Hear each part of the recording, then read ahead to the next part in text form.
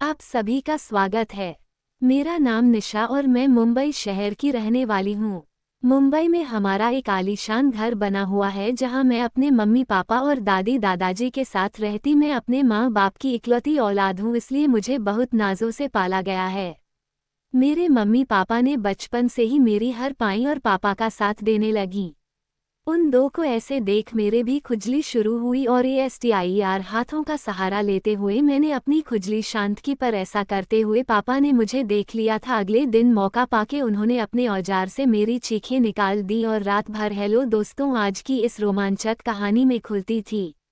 वो खिड़की ज्यादा पुरानी तो थी पर उसमें 2-3 छेद हो गए। मैं उन्हीं छेदों से अंदर की तरफ झांकने लगी तो देखा कि पापा मम्मी से कुछ करने के लिए कह रहे पर मम्मी मना कर रही थी।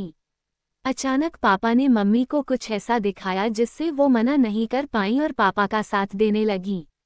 उन दोनों रात होते ही मम्मी पापा के कमरे से चिल्ला की आवाजें आने लगती थीं। एक बार मैंने सोचा कि मैं जाकर देखती हूँ कि वो दोनों किस बात पर लड़ रहे हैं।